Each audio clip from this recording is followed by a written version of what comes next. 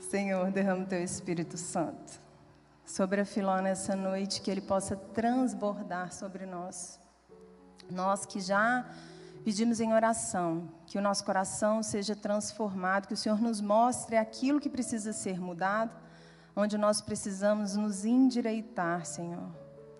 Que a gente possa verdadeiramente buscar viver conforme a Tua palavra, conforme aquilo que o Senhor nos pede, morrendo para as nossas vontades, na maioria das vezes, ou quase todas, morrendo para as nossas vontades, para que a Sua vontade prevaleça. Por isso, usa essa Tua filha, que ela fale para nós aquilo que precisa chegar aos nossos corações. Nossos corações estão abertos para receber. Mãezinha, cobre essa Tua filha com o Teu manto. Vinde, Espírito Santo, vinde por meio da poderosa intercessão do Imaculado Coração de Maria, vossa amadíssima esposa. Vinde, Espírito Santo, vinde por meio da poderosa intercessão do Imaculado Coração de Maria, vossa amadíssima esposa. Vinde, Espírito Santo, vinde por meio da poderosa intercessão do Imaculado Coração de Maria, vossa amadíssima esposa. Ave Maria, cheia de graça, o Senhor é convosco. Bendita sois vós entre as mulheres, bendito é o fruto do vosso ventre, Jesus. Santa Maria, Mãe de Deus, rogai por nós, os pecadores, agora e na hora da nossa morte. Amém. Muito obrigada, vamos assentar.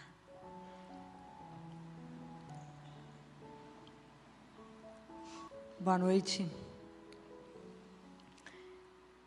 Se alguém tiver com a Bíblia, nós vamos ler Marcos, capítulo 4, versículo 26 a 32. E dizia: acontece com o reino de Deus o mesmo que com o homem que lançou a semente na terra. Ele dorme e acorda, de noite e de dia, mas a semente germina e cresce sem que ele saiba como. A terra por si mesma produz fruto, primeiro a erva, depois a espiga e por fim a espiga cheia de grãos. Quando o fruto está no ponto, imediatamente se lhe lança a foice, porque a colheita chegou. E dizia: com que compararemos o reino de Deus? Ou com que parábola apresentaremos?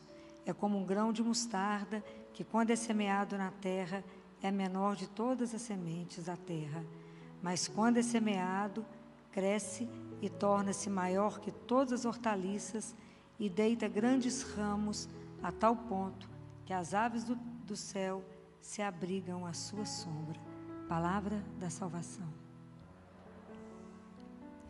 Depois que a gente escuta a palavra de Deus, a gente precisa sempre confrontar a palavra com a nossa vida. E a pergunta que surge disso aqui, tudo que a gente leu, é: qual é o diagnóstico que cada um aqui dá da sua própria vida? Fala, mas o que tem a ver isso aqui, tudo que você falou, com a nossa vida? Tudo. Hoje a gente tem inserido no mundo onde a gente é atirado para eficácia, para produtividade, empurrado para o trabalho só, aonde eu tenho que sempre produzir, e eu sou avaliado pelos meus resultados.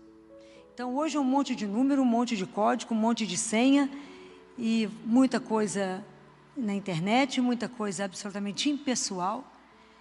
E isso a gente tem que viver numa pressa, né? A gente está sempre apressado. A gente está vivendo igual Marta, né?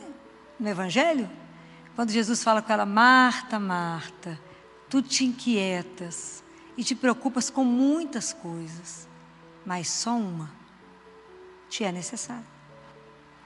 Então, o ritmo que hoje a gente leva de vida, ela não te favorece você cultivar a vida interior, ter tempo de oração, ter tempo de refletir, ter tempo de saborear a vida.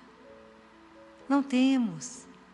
Então, isso gerou em nós, as pessoas nunca tiveram tão adoecidas. Não existe calma. A gente vive hoje um quadro que se chama ansiedade. Estou falando mentira? As crianças estão tomando remédio para ansiedade. Você olha a mãozinha das crianças e fala, uai, está roendo unha? A mãe fala, só não chegou no pé, doutora. Que come as unhas da mão e as do pé. Uma criança viver, porque a ansiedade parece que você está dentro do seu coração num ritmo de pressa contínua, não é? Está sempre apressado, você está sempre ansioso, sempre tem algo para fazer, assim, parece que você está sempre atrasado, já acorda atrasado, fala, gente, parece que eu acordei atrasado, estou sempre devendo. E aonde tem ansiedade, há desordem. E aonde tem ansiedade, há superficialidade. Porque eu preciso passar de uma tarefa para outra, eu tenho que ser rápido, eu tenho que produzir. Não posso aprofundar em nada, não me faça pergunta, quer me manter, que ódio, me pergunta alguma coisa no meio da tarefa, eu mato. Não me interrompa, não questione, deixa eu fazer. E aí nós estamos sendo atropelados. Nós estamos vivendo uma vida numa corrida, que as pessoas já correm o dia inteiro, dormem já quase que atrasado, correndo, acorda já correndo atrasado, e não para em nada, não saboreia em nada. E aí a gente escuta isso aqui, né? Quando Deus fala, compara, né, a nossa vida com o crescimento do reino dele, que é um crescimento silencioso, misterioso, de uma semente, de alguém que foi semeando, né? E Deus semeou em cada um de nós. E vocês podem ter certeza que Jesus, quando olha para a nossa vida, insonsa, que a nossa vida mais parece uma água de chuchu rala. Não estou brincando, não. É isso mesmo, que a gente, assim, não tem motivação, a gente vive de pequenas euforias ali, mas não tem uma motivação que te põe de pé, não tem uma alegria que te consome. É aquela vida mais ou menos, vivo eu falando isso com vocês. Vocês acham que Deus ia semear dessa forma em nós? Não. Jesus nos desafia para a gente poder ter sabor na vida, para ter desejo na vida, para viver com intensidade a vida. Você acha que ele fala assim, vós sois o sal da terra, vós sois o sal, porque tem que ter gosto, tem que ter sabor. Deus Ele não vai semear na nossa vida para deixar isso, não, Ele quer nos desafiar, Ele quer nos levar para viver uma vida que seja uma vida que seja de verdade. Ele nunca vai semear neutralidade. Jesus quer que a gente tenha prazer com a vida que Ele deu para cada um de nós. E aí, por isso que eu perguntei, qual é o diagnóstico da sua vida? Ele falou, eu nem sei, está um trem parado, a gente só corre o dia inteiro. As coitadas das mães estão com os meninos dentro de casa que perderam a rede de apoio. Elas não sabem se cuida da casa, se faz o trabalho home office, porque eu brinco que quem inventou o trabalho home office é um homem solteiro. E que tem uma rede de apoio invejável, né? A lavanderia chega na casa dele, não faz nem barulho, tira a roupa suja, coloca a nova já de pendurada no guarda-roupa, já serve ele, escolhe o cardápio, já limpa tudo e faz tudo. Uma mãe de família com 3 meninos dentro de casa, para lavar, passar, cozinhar, deve fazer home office. Só misericórdia. Não tem condição, é. Depois fala, você está tensa, querida, nervosa, está matando o primeiro que encontra. Não tem condição. Eu fico pensando, é essa a vida que Deus de verdade quer. Na verdade, quando Jesus coloca isso aqui, é para poder nos mostrar que a nossa vida, o ser humano não é avaliado, não é só pelo trabalho. Não somos só trabalho. É o que ele fala com Marta. Marta, a vida não é só produzir, a vida também é contemplar, a vida também é meditar, a vida é como é que eu acolho o que Deus me dá, como é que é a vida que você tem acolhido, como é que você está colhendo a vida que Deus está trazendo para você. Muitas vezes nós estamos passando ao largo dessa vida, e não estamos acolhendo a vida, que é esse mistério de Deus conosco. Esse mistério que Ele espera um novo crescimento humano. Porque o que é o reino? Como é que esse reino de Deus vai crescer? À medida que cada um de vocês tomar consciência que somos filhos do Altíssimo. Se somos filhos do Altíssimo, somos desafiados a viver com a dignidade de ser filho de Deus. E o nosso modelo existe. Qual é o modelo? Jesus. Em Jesus concentra tudo como é que se viveu os mandamentos. Em Jesus se concentra tudo como que se viveu as bem-aventuranças. Ele concentra tudo. Então nós olhamos para ele para imitar. E ele vivia a vida naquela alegria, viveu com a vida comprometida. Como é que nós queremos essa vida? Qual é o diagnóstico da sua vida? O que é que nós estamos chamando de vida? Não tenho tempo nem para pensar, eu não tenho vida interior nenhuma, eu não tenho vida de oração nenhuma, eu não medito nada, eu vou engolindo o que vai vindo, eu vou me entulhando, né? Eu vou me sobrecarregando, eu só corro e não penso, né? Às vezes chega uma mãe com o sapato de uma cor, outra do outro, filho, não deu tempo de ver, nem que eu estava com o sapato de cor diferente. Está errado. É preciso cuidar da vida que Deus nos trouxe, cuidando de nós e cuidando daqueles que Ele colocou ao nosso alcance. Por que não estamos semeando? Se você liga a televisão, qual que é a única coisa semeada em você? Tragédia e fatalidade, só. Então do que você está tendo tempo de se alimentar? Do que você enche o seu coração? Como é que você vai driblar essa ansiedade? É possível? É possível de verdade viver de uma outra forma? Esse é o grande desafio. Esperar, ter o tempo da espera. Porque o nosso crescimento como cristão, como filho de Deus, não é mágico. Porque eu tenho que escutar a palavra, eu tenho que meditar a palavra, eu tenho que esperar que essa palavra me transforme, eu tenho que fazer com que essa palavra que está escrita aqui eu viva. Hoje nós escutamos o Evangelho, que nós temos que amar os nossos inimigos. Olha como é que é fácil isso. Facílimo. Tão simples, né? Tarefa mais simples, né? Simples. Você olha para o irmãozinho e fala, tem que te amar, né, querido? É assim, porque Jesus pediu. Então tem que te olhar com os olhos que Ele te vê. É um desafio. Como é que eu vou me colocar em disposição para isso? Só à medida que Deus me transforma. Então como é que eu estou acolhendo essa vida que Deus me deu de presente? Então às vezes a gente acha que todos os problemas que nos acontecem resolvem na força das minhas mãos, do meu braço. Guarda uma coisa que eu vou dizer para vocês. Grande parte dos problemas não se resolve na minha força, mas se dissolvem na medida que eu acolho a graça de Deus que chega. A gente não se faz sozinho. A gente se faz por causa de cada um que está na nossa presença. Cada um que Deus pôs no nosso caminho. Como é que a gente constrói uma criança? Porque teve um pai, uma mãe, tem uma avó, vai ter uma professora, vai ter um médico, vai ter uma babá. É tanta gente que participa até virar uma pessoa. Assim somos nós.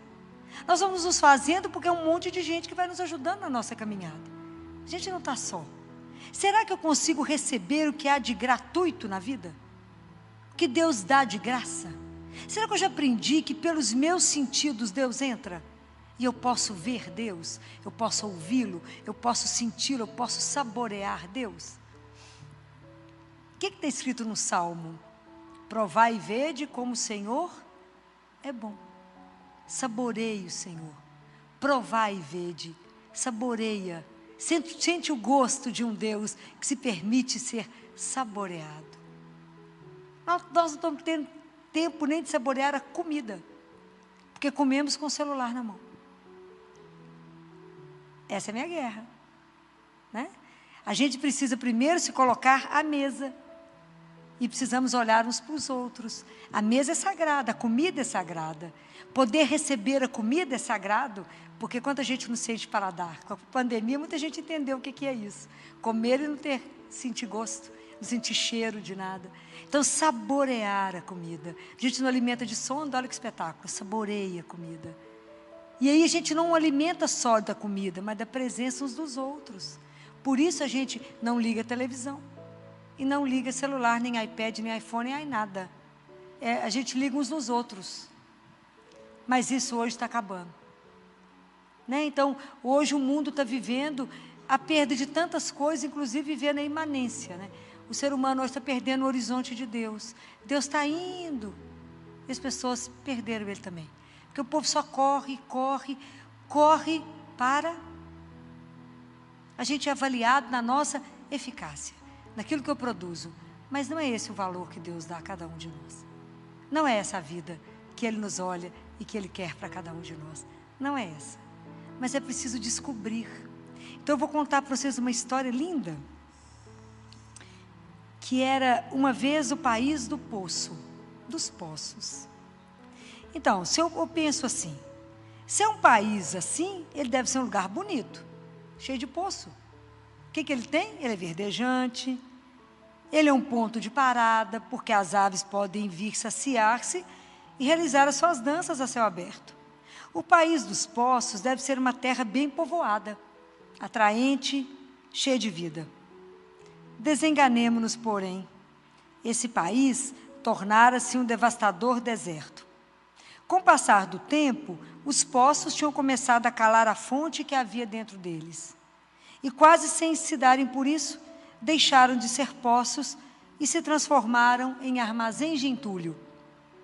As coisas todas que tinham deixado amontoar acabaram por calar a identidade e a beleza dos poços. E como relegaram a água lá para o fundo, em redor começou a crescer o deserto. E com o deserto veio a solidão. O peso de uma vida em que as coisas acabam por se virar contra ela mesma.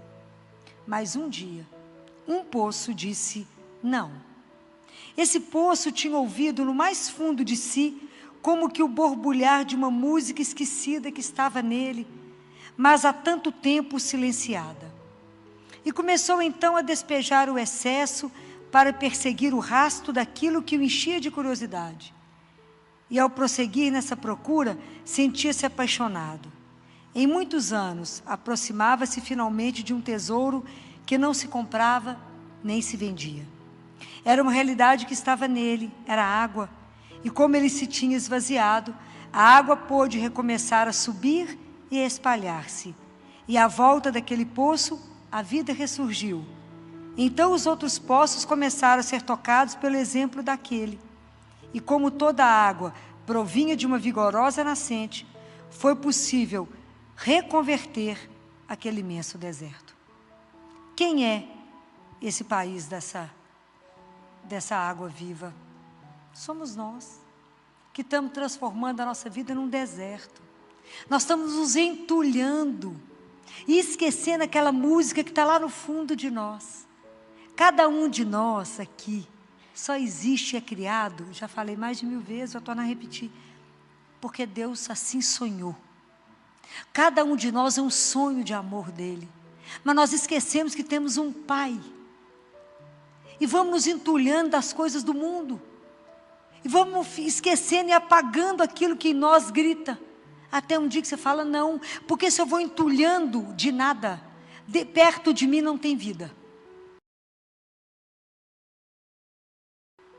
E esse é o grande desafio, é despertar em cada um de vocês essa semente de vida que Deus colocou, que tem uma vitalidade, que é essa semente que Ele espera que vá crescer, desabrochar e gerar vida. Vida em você primeiro, uma vida de verdade, que você queira viver essa vida, porque ela é uma graça, é uma bênção, é uma vida você vivida na alegria por ter sido chamada à existência. O que nós estamos fazendo com a nossa vida? Nós estamos reduzindo ela. Ela é para ser grande. Nós estamos reduzindo a nossa vida num nada, numa correria desenfreada para nada. E aí, se eu descubro isso em mim, igual o poço descobriu, isso gera vida ao redor. E é essa a nossa grande missão. Por que ele descobriu? Porque ele precisou desentulhar, para que o Espírito Santo possa vir até mim, até a cada um de vocês. Eu preciso me esvaziar de mim. Eu preciso tirar esse ego mandão e me abrir a Deus e dizer a Ele que faça na minha vida aquilo que o Senhor sonhou quando o Senhor me criou. Quando a gente tem um filho, a gente faz tanto sonho, né? A gente projeta tanta coisa. Ah, queria tanto que esse menino fizesse isso. Ah, queria tanto. Deus, quando nos criou, sonhou. Não o sonho dele, mas o sonho que tinha para cada um de nós. E fala, essa menina, esse menino vai ser brilhante nisso. Eu vou dar para esse menino esse dom disso. Nós entulhamos as coisas tudo de Deus. A gente não escuta, não há tempo mais para ouvir. Há uma pressa louca.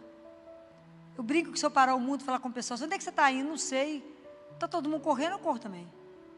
Mas para onde? Então é preciso desentulhar. É preciso permitir que a graça, que o Espírito Santo nos visite. É preciso que a graça de Deus possa, nos trabalhar, visitar de novo a lentidão. Porque guarda uma coisa, a pressa ela é diretamente proporcional ao esquecimento. E a lentidão é diretamente proporcional à memória. A gente come correndo tanto, se você perguntar assim, o que você almoçou hoje? Você vai falar assim, peraí, deixa eu pensar. Eu almocei? Foi hoje ou ontem que eu almocei? O que eu comi? O povo não lembra. É a lentidão, a pressa, come em pé. Não fomos chamados para isso não. Nem isso que Deus quer dos filhos dele, não. Ele quer que isso em nós cresça, gente. É a vitalidade, Porque a semente, ela é silenciosa. Tem uma vida ali oculta, silenciosa. Mas Deus quer de cada um de nós fecundidade. É sermos fecundos. E aí quando a gente descobrir isso e permitir isso, que conta essa história, que está aqui. Essa história é tão linda, Então, nós não podemos esgotar a nossa vida como se a gente vivesse tudo hoje, não. Nós somos chamados para muito mais do que isso. Porque quando eu descobrir isso, eu vou ser convidado também para semear a vida. Nós somos convidados a semear a vida ao lado daqueles que estão perto de nós. Porque às vezes a gente acha que Deus quer de nós uma coisa muito grande. Não. Às vezes é uma coisa pequenininha que Deus quer de cada um de nós. Às vezes é um sorriso para alguém que está triste, você nem sabe. Às vezes é encontrar alguém que está chorando e fala com ela, por que você está chorando?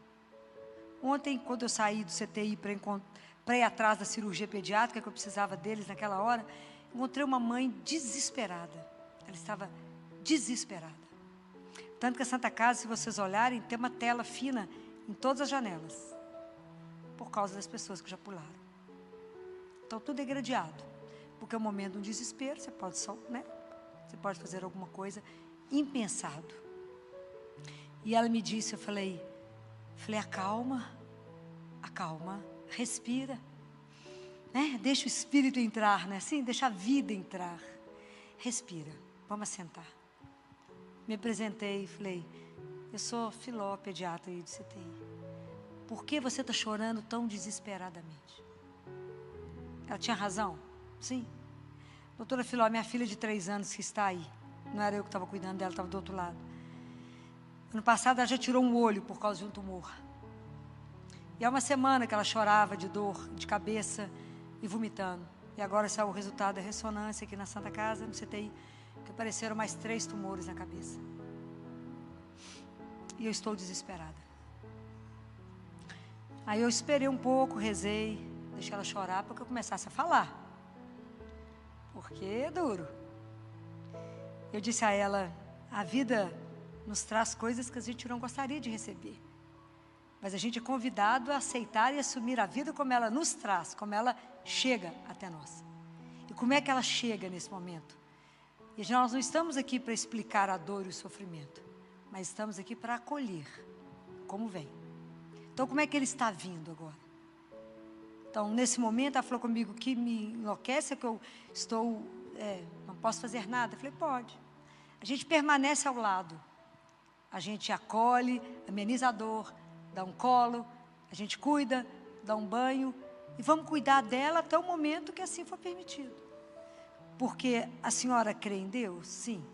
Então ela é chamada à vida, mas que vai encerrar, talvez agora com 3 anos. E aí eu te digo, eu falei com ela, é preciso ter coragem para assumir isso e dizer, a vida não vai ser interrompida agora, ela vai dar sequência, não vai estar aqui, mas ela nunca vai encerrar.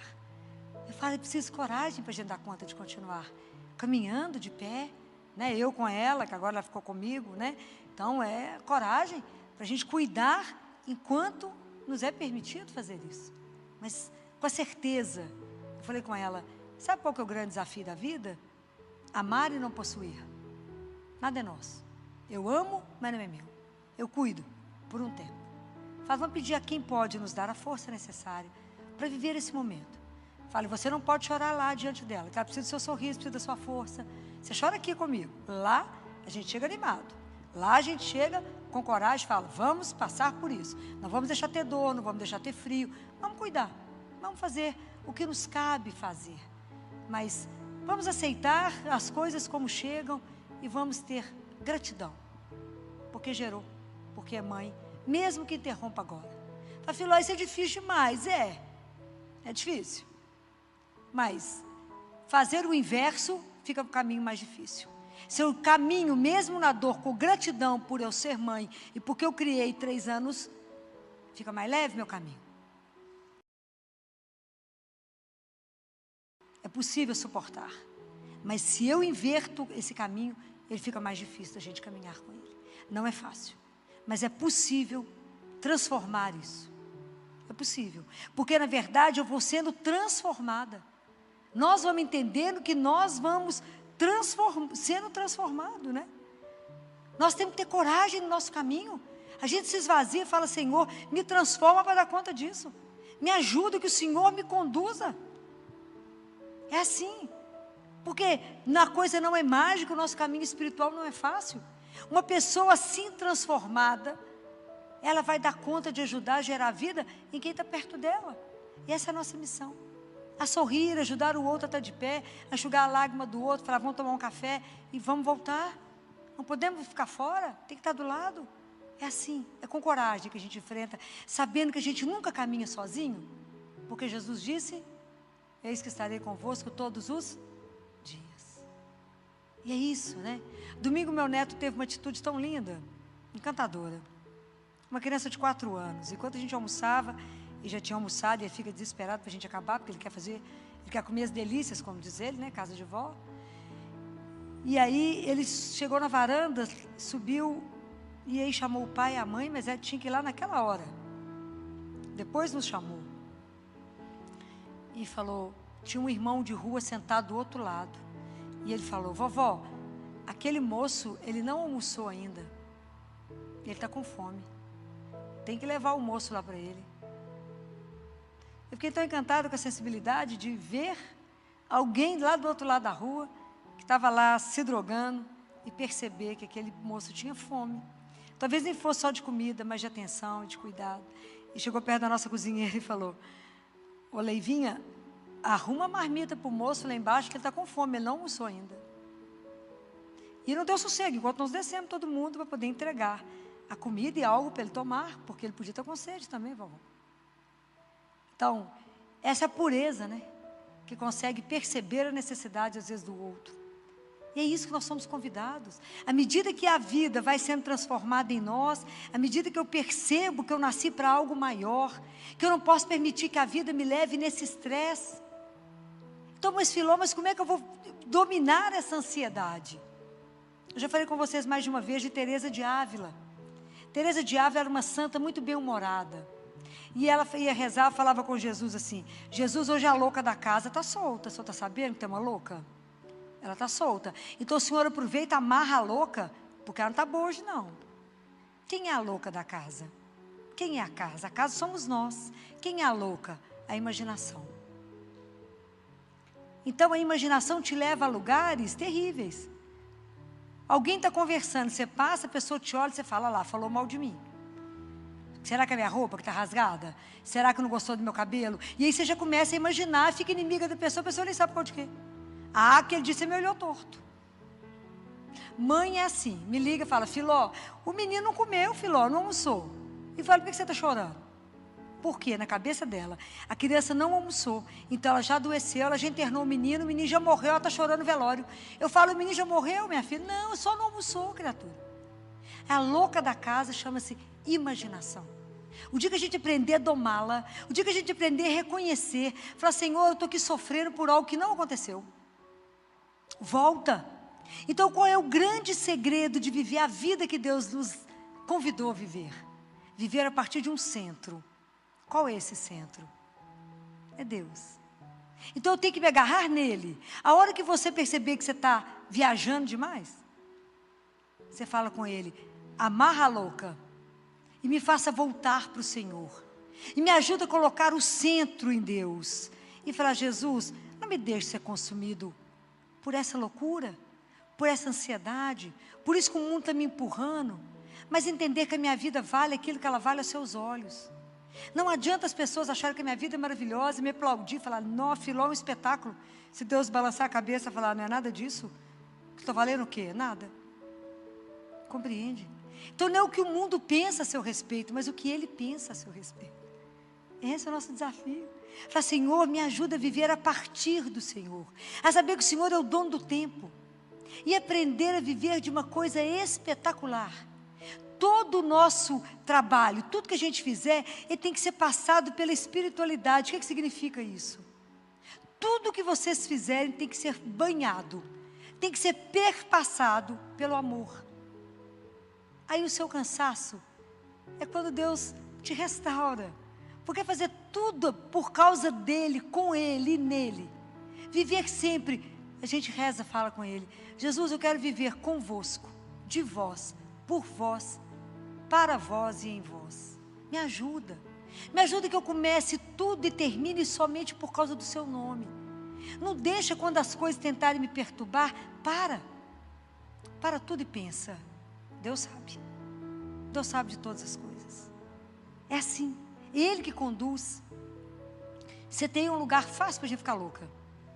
Fala assim: há 15 dias atrás, mais ou menos 15 dias atrás, no domingo eu cheguei para trabalhar, recebi a notícia: Filó, vai ter um transplante de fígado e um de rim. Só isso. Isso significa que tem que ter vaga. Você olhava assim, mas aí o pessoal estava aflito, todo mundo agitado. Filó, mas tem que ter vaga. Eu falei: já chegou o órgão? Não. Então calma, por quê? Agora nós vamos passar o plantão. E o que mais? Que Jesus já sabe quem que nós vamos dar alta.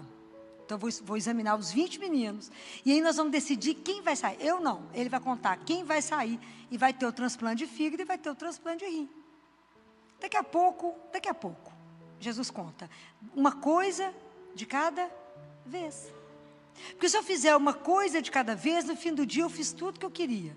Se eu fizer 3 coisas ao mesmo tempo, eu não vou fazer nada direito. Ok? Mas isso é uma coisa que a gente vai aprender na medida que a gente convive com quem? Com Ele, que é o dono de tudo, que é o Senhor de todas as coisas, que é o Senhor do tempo, que conhece tudo. O dia que a gente aprender a caminhar na presença de Deus, caminhar com Ele, sentir também o coração dEle batendo. O dia que você sentir que mesmo na loucura do mundo, você pode fechar seus olhos, que Ele te dá a mão e te conduz, a nossa ansiedade diminui. A nossa loucura diminui. Porque numa hora dessa, a gente fica mal acostumado, o pessoal fala: Filó, você não vai estressar? Eu falei: não, Jesus sabe que é aonde que vão parar os meninos. Filó, não tem como isolar os meninos, porque tem Covid aí dentro, menino de leucemia. Eu falei: vocês relaxem, gente, Jesus sabe de tudo. Por que vocês estão estressados? Daqui a pouco nós vamos saber onde nós vamos pôr cada menino. E assim foi feito. Ele sabia exatamente quem podia sair, como que organizou. Tudo foi milimetricamente organizado. Por quem? Não por mim, por Ele. Mas se você cala, se você silencia, se você entrar na loucura do povo, você fica louco, todo mundo corre e não resolve nada. Fala: para, espera nele, deixa a coisa caminhar, porque Deus fala no silêncio, mas se a gente não cala, Ele não fala. Então esse é o grande segredo. Hoje o grande desafio, 3 desafios que fomos chamados, né? Primeiro, é qual o diagnóstico da minha vida? Né? Se a gente precisa responder isso para nós. Segundo, que a hora que a gente descobrir que a gente pode desentulhar, né? Mas esperar, que entender que existe uma fonte de água viva que está aí dentro de cada um de nós, que Jesus disse: todo aquele que tem sede, vem até mim, né? Que eu sou a fonte de água viva, que Ele vai nos saciar de tantos desejos, que Ele nos sacia. Ele é o único que acala a nossa alma, Ele é o único que sacia tudo em nós, e saber que está dentro de nós, né? Como diz Santo Agostinho: Deus vai me visitar hoje, eu espero estar em casa, né? Que a gente está sempre fora de nós, a gente não está em nós. E saber que tudo a gente vive, que nós somos desafiados a viver uma vida intensa, uma vida de sabor, uma vida com alegria, uma vida que não tem neutralidade, mas uma vida na presença, centrado em Deus. Porque se eu centro nele, eu semeio vida, eu germino vida.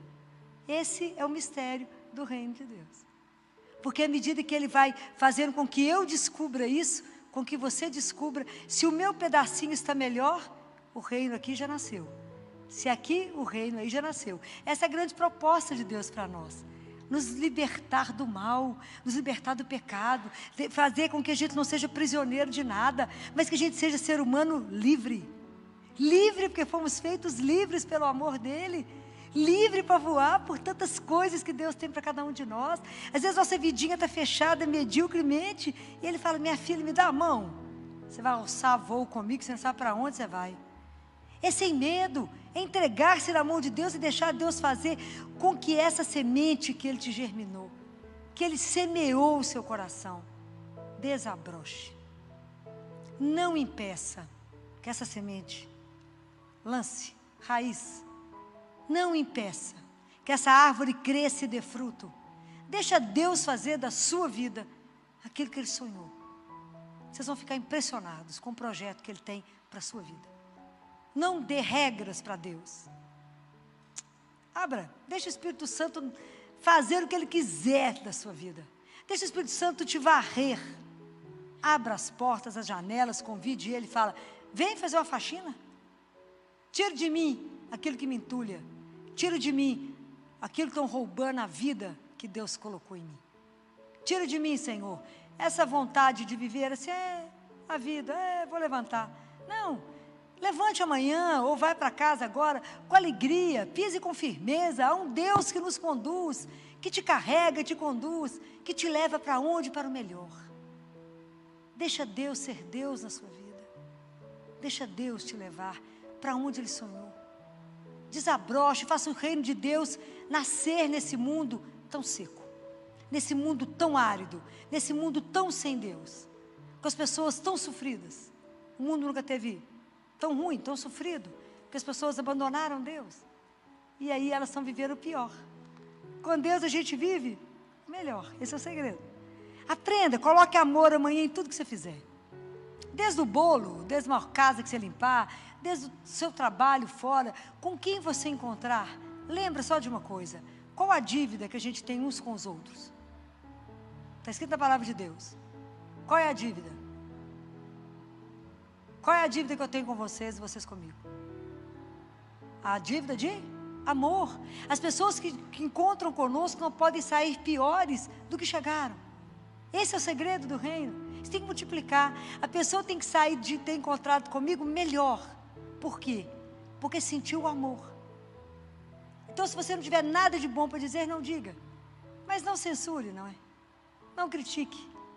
Fale algo de bom. Não finja, claro. Mentir não. Mentir não condiz com os filhos de Deus. Mas aprenda a olhar diferente. Essa é a dívida que temos com os outros. É a dívida de amor. Temos que amar mais, né? Conforme o Evangelho hoje nos pede. Mas esse é o segredo do reino. Essa semente está aí. E quando ela cresce, vai virar igual o grão de mostarda. Vai dar abrigo para quantas pessoas? Vai acolher quantas pessoas? É assim que vamos caminhando. À medida que Deus permite que a gente desperte. Vamos hoje agora, vamos fechar os nossos olhos. Vamos pedir a Ele: Jesus, me cura de ser grande, Jesus. Me cura. Me faça ser pequeno, me dá a mão. Me dá a mão e me leva para onde o Senhor desejar. Me leva. Que Nossa Senhora, que foi o modelo de quem se entregou ao Espírito Santo, que deixou o Espírito Santo conduzir a vida dela, né? Que ela foi a lugares que ela nunca sonhou. Que ela seja a nossa grande mestra. E que ela nos dê coragem de hoje nos abrirmos à ação do Espírito em nós, para que essa semente que está aí possa germinar.